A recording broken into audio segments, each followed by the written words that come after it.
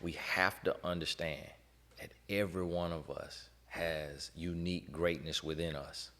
And you got to be able to tap in and use your gifts, not my gifts, your skills, identify your passions, and then put them to work.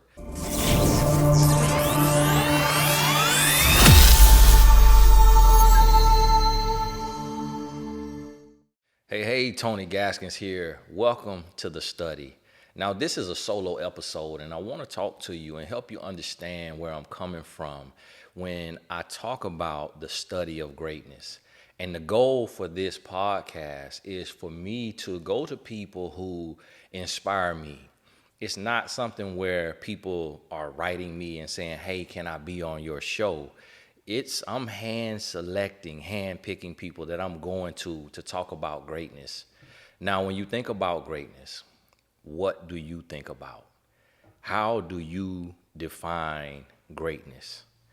Because in my mind, greatness is personal, and every person can define it differently. The reason being because some people see greatness as an accolade. Some people see greatness based on statistics. I see greatness based on your service, based on your character, your integrity. Who are you when no one is looking? How do you treat people who can do absolutely nothing for you other than be another human being? To me, that's how I study greatness. So when you think about greatness, think about service. Who are you serving? Who are you inspiring? Not just about how much money you can make, how many stats you can have, but when you lay your head on the pillow, are you impacting someone's life?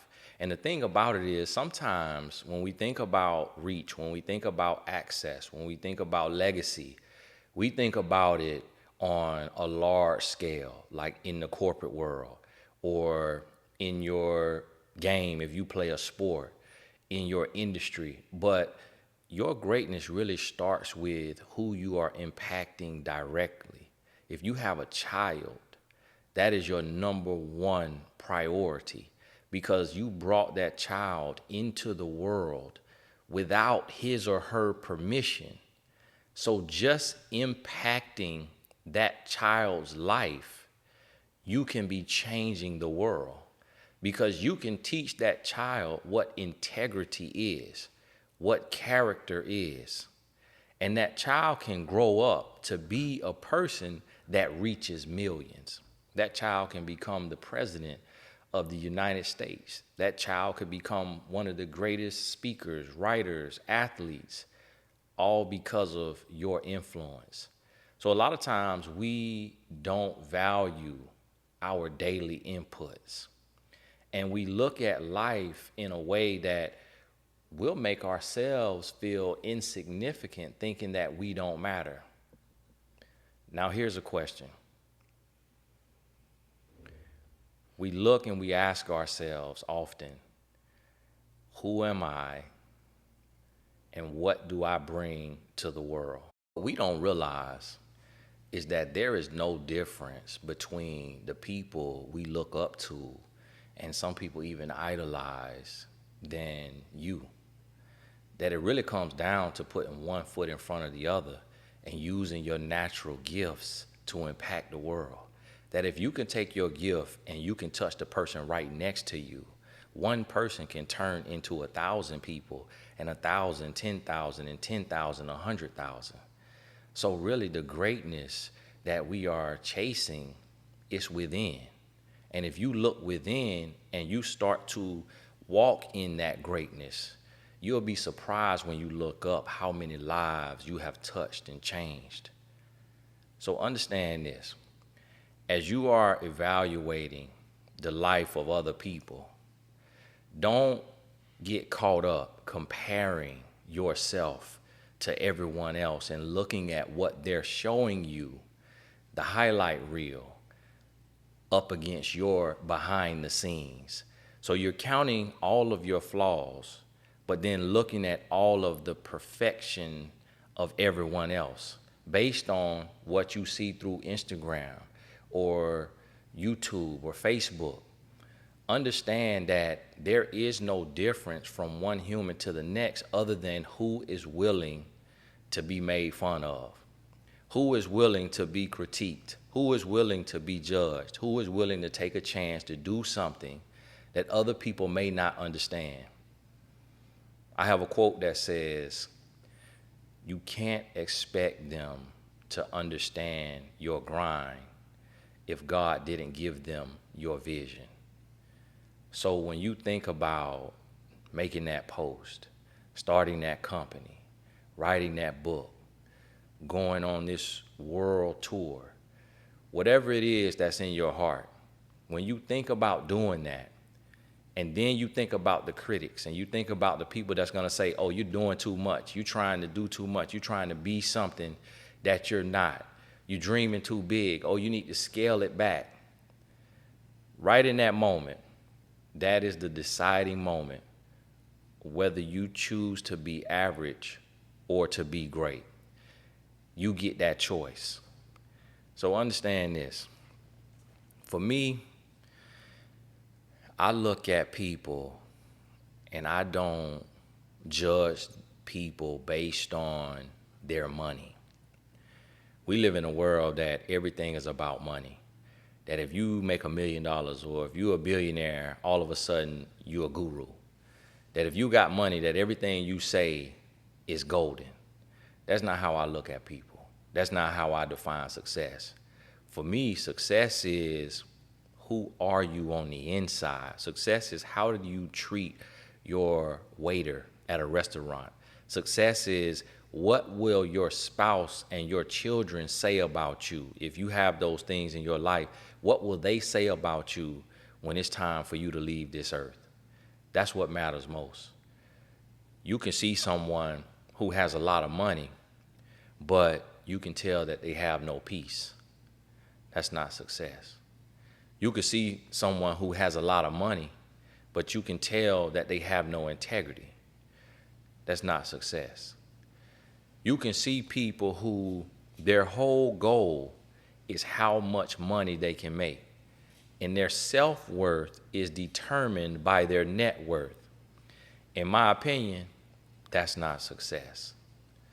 We have to redefine success, and we have to redefine greatness, and we have to understand the importance of the thing called balance that a lot of people don't believe in. But my goal is to be an amazing husband, to be an amazing father, to be an amazing friend, and to be an amazing businessman in anything I put my hand to. That's my goal. And to me, that's success. Not allowing one area to fail because I'm so obsessed with succeeding in another area that will be impressive to people who really don't care about me. So yes, I could become a billionaire and impress the world, but if I lose the love of my sons, I have failed. I could become a billionaire and impress the world, but if I mistreat my wife in the process, I have failed. We have to understand what really has worth, what really has value. And when you get to the place to where you can operate from the inside out, because we live in a world where we operate from the outside in, meaning that we have everything that looks like we're successful, and we have everything that looks like we're happy, and we know how to make a reel that makes us look happy. We know how to make a YouTube short that makes us look happy, but yet we can be empty on the inside. We know how to make a post that makes us look rich, but yet we could be broke. But when we can learn how to live from the inside out and do the things that actually have value and let the rest catch up, that's when we have stepped into our unique greatness. So understand this. When you're working from the inside out, the people who are watching you may not see your progress right away. When you're working from the inside out, you may look broke while you are becoming rich. You may look lonely while you're building connections. You may look lost while you are on your journey. But that is how it works when you are doing the real work. You cannot see the picture while it is a negative in the dark being developed. You cannot see the growth because the growth is done behind the scenes when everyone else is sleeping. No one else knows what you're doing. When you see the growth, you realize that you have missed all the work. And so when we look at people and we see massive success and we say, wow, how did they do that? And how is that person successful, but someone else who looks just like them or seems to have the same resources not be as successful? The one thing that we did not see was the countless hours and the work that was put in. The thing that we did not see, and me working with pro athletes and mostly NBA players, and I'll see one guy be successful and another guy have all the same utility, have all the same features, maybe even be more naturally gifted. And one guy will be like, well, why don't I have the success of this other guy? And when me being behind the scenes and seeing both work ethic, I'm able to say, hey, well, you're putting up 500 shots a day, he's putting up 1,000. But because your gym is in Texas and his gym is in California, you thought you were doing the same amount of work. But actually, he was doing 2 or 3 times the amount that you were doing. And you just assumed that because you were tired, you assumed that because you were drained and that because you did a 2 a day, that there was no possible way that he was putting in more work than you. And actually, he was. And guess what? In the other areas of your life that you didn't feel like mattered, you thought that it does not matter that you go to the strip club. You thought that it does not matter that you get drunk on Fridays and Saturdays and Sundays. You thought it does not matter that you sleep with multiple different women. But guess what? He realized it matters. He realized that everything affects everything. So he chose one woman and he married her. He decided that he would not get drunk in the season, that he would not smoke in the season, that he would not club in the season, because he realized that every single thing affects everything, and that one thing trickles down to the next. So he understood what focus really means. And because he understood focus, he won. And that's what we don't realize. The little things. It's the little things. It's the boring things. It's the small things that we cannot grasp, that we don't understand, make the biggest difference. So many times I'm talking to young men and they say to me, well, Tony, how did you become successful without a college degree, without a mentor, without a team? And I tell them, I decided to be faithful to one woman. And they say, what? How does you being faithful to one woman correlate to becoming a millionaire or reaching millions of people? And I tell them, being faithful taught me discipline. It taught me commitment. It taught me selflessness. It taught me how to honor my word. And when I took that and I channeled that and I tapped in to what it takes to love someone purely, that unlocked my mind.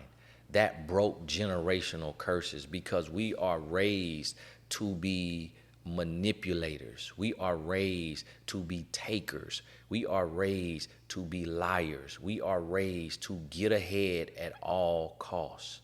But when you learn how to be humble, and you learn how to be selfless, and you learn how to love someone else as much as you love yourself, that changes everything. And when you take those attributes, those intangibles, and you apply that to your work, now you are working with humility. And when you are humble, you are hungry. And when you have humility and you have hunger, success is always near. So now, when you go into the workforce and you have discipline, when everybody else is partying, you're getting better. When everybody else is distracted, you're locked in and focused. That discipline comes from the discipline of learning how to be faithful to your calling, to your cause, to your spouse, to your child, whatever it is in your life. This thing behind the scenes that no one else sees changes everything in the public eye. So listen, I don't want to say obsessed with the study of greatness and success, but I am committed to understanding what makes those who achieve great things achieve great things. What makes them tick? What were the deciding factors? What were the different components? What are the different components of their success? What fuels them? And I found so far in the interviews that you'll see later that it may be something that we never think about that made a person who they are today. It may be not having electricity for a month that turned a person into a millionaire, because what they learned in the dark decided what they would see in the light. It may be someone taking a 23-hour car ride with their family, going to another state, that made them successful. Because on that journey, they learn that even a 1,000-mile journey has to be taken 1 mile at a time. It may be someone who went to prison, and while being sat down, they began to understand the true meaning of freedom. So sometimes it's one thing that shifts and changes a person's life, and that's why we have to be very intentional about our words. A neurosurgeon that you're going to meet on the study told me that her father said 3 words to her. And now at 50 years old, she still remembers those 3 words that she heard from her father at 12. The 3 words were, "You sure can." How can 3 words with a smile from a father change the trajectory of a woman's life from being just an everyday citizen to being a neurosurgeon? Understand the power and the influence in your words. So what we have to understand is that every one of us has a unique set of greatness. We have to understand that every one of us has unique greatness within us. And you got to be able to tap in and use your gifts, not my gifts, your skills, identify your passions, and then put them to work. Because one thing that we fail to realize is that the creator who made you did not give you a university, did not give you a grade school, but what was given to you was a unique set of skills. Sometimes these skills, you overlook them, and so you don't use them because they come so natural to you, but that's why it's a gift. And that's why you have to use the gift in the present. And that's why the present is a present, because you are intended to use it right now. And it comes to you easily and you overlook it and you don't even realize your gifts. So many people come to me and say, "Tony, I want to use my gifts, but I don't feel like I have any gifts." And the reason why you feel like that is because you're overlooking it, because it's so natural. And what you're looking at is you're looking at the things that are challenging. You're looking at what somebody else is doing and you're like, man, they're so gifted. But that's hard for me. That's because it's their gift and not yours. So the thing that you do without even thinking about, it may be the way you communicate and connect with people. It may be the way you listen to people. It may be the way you serve people. It may be the way you organize your room, your house. Those are gifts that we're overlooking. It may be the way you articulate and you express yourself. Those are gifts that we overlook. Service is a gift. Listening is a gift. Speaking life into people is a gift. Gifts come in many different forms, and you have to be aware of what you're doing without even thinking about it. And then you have to do more of that. Turn it into a business. If need be, put a price on it and operate from that space. And then what you're going to find is that each of us has the ability to become extremely great in whatever we are gifted at. But what humans do is humans chase a challenge instead of appreciating the gift. Humans may chase a passion that they're not gifted at, but they're passionate about it because it challenges them.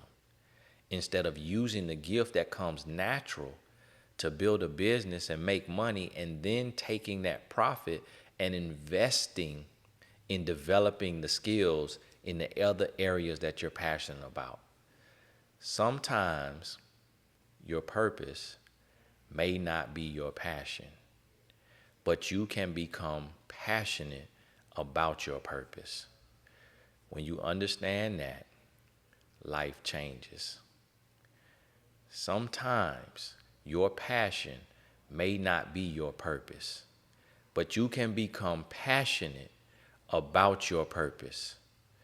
When you understand that, life changes. So listen, if you don't build your dream, someone will hire you to help them build theirs. There's nothing wrong with working for somebody. There's nothing wrong with having a salary. But you have to realize that one of the main ways the world will know that you existed is if you operate from your gifts and you create something that cannot fire you. The only thing that you cannot be fired from is what you've created. And the only thing that you are really intended to create comes from your gifts, your natural skill set, the things that you just do that no one really taught you how to do it, or you were taught how to do it, but you do it exceptionally well on a level that not everyone else can do it on. Understand, identify, find that thing, and that's gonna change your life. Hey, this is Tony Gaskins. Thank you so much for watching this episode of The Study. If you haven't, make sure you hit the bell icon so that you will be notified every time I drop a video. Also, make sure you subscribe. And in the comment section, please write your biggest takeaway. And also, if you have a question, that may help us on the next episode. Thank you so much. I'll see you soon.